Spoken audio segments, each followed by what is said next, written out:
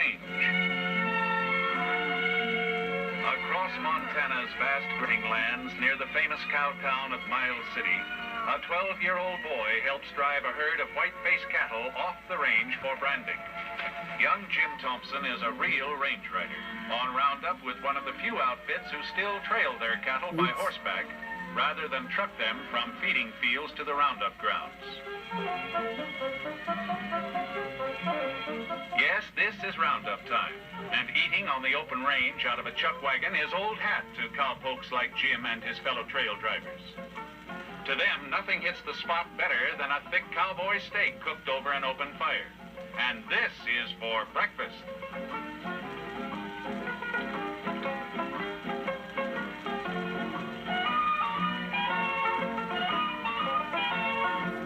Here, the old Dutch oven is still in use, turning out steaming hot spuds for the hungry cowboys. This is the way it was done in the exciting days of the Old West. And as you can see, still being done by Jim and his range riding pals. At roundup time, ranchers from 100 miles around, young and old, help one another with herding and branding chores. They ride and eat together, driving their cattle home from faraway grazing grounds. Here, the ranchers' children, young cowboys like Jim, get their first real taste of the cow business and the rugged, tough life on the open range.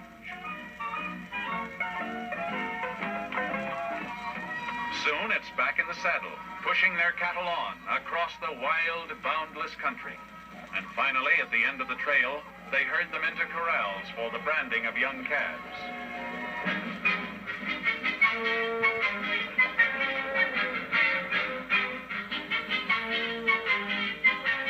Branding is done every year before the calves are old enough to leave their mother's side.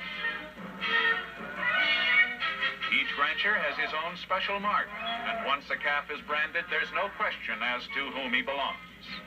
While the young cows are held down by a pair of cowboys called wrestlers, Jim gets the branding irons ready for use. It's a lively sight as the kicking calves struggle to get loose. Actually, branding takes only a few minutes, and the calves recover quickly. All the ranchers cooperate in this job, and Jim is no exception, as he and a young friend take their turn at dragging out a bawling calf. It's quite an art holding one down, but Jim has the right idea. Sometimes a young cow is branded by an earmark, too, and all calves are vaccinated against disease. After branding, the calves dash hurriedly back to their mother's side, unhurt by their experience. In fact, the young tenderfoot has a time keeping up.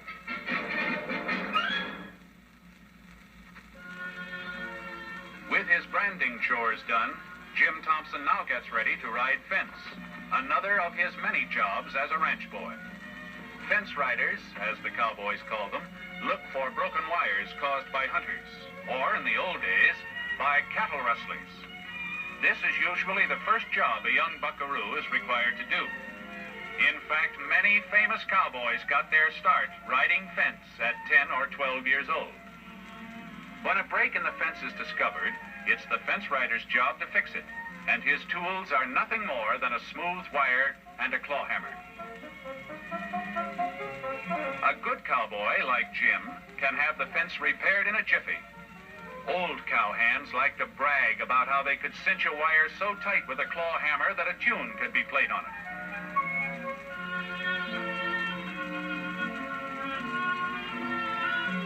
Once the job's done, there's no chance of the cattle straying. Another of Jim's ranch chores is serving as water boy in the hayfields. He carries the water bag from the ranch house into the field where hired hands stack hay in the summer for use in the winter when snows bury all grazing lands. They call it haying, and a drink of cool water is always welcome relief for the men on the job.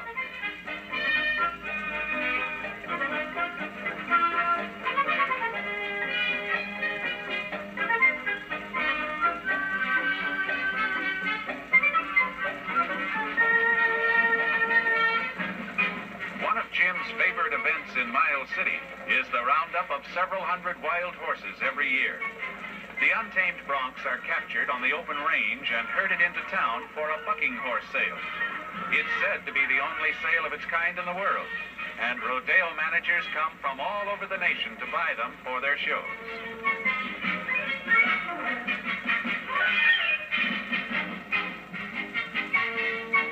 The wild steeds are herded down a chute into the rodeo grounds where young bronc-busters will ride them for prospective buyers.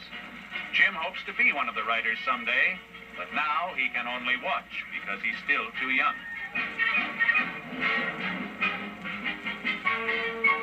The horses are put into a corral where they are sorted out according to class and branded with paint. An S brand is for saddle riding and a B for bareback.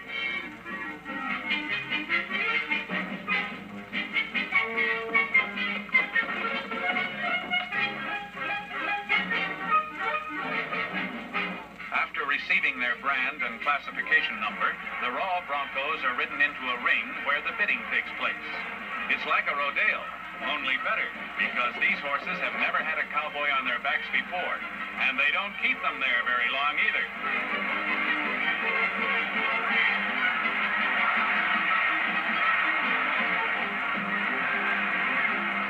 The ornerier the horse, the more money he brings. And from the looks of things, these are going to sell for a pretty good price, though most go for about $100.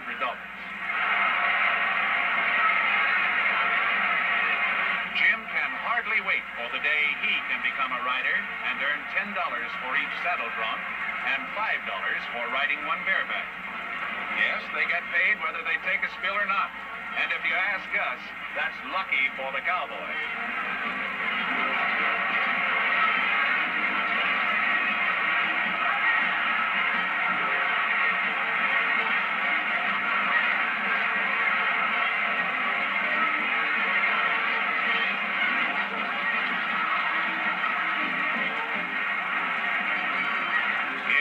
Cowboy business has its ups and downs, but to young range riders like Jim Thompson, it's the greatest.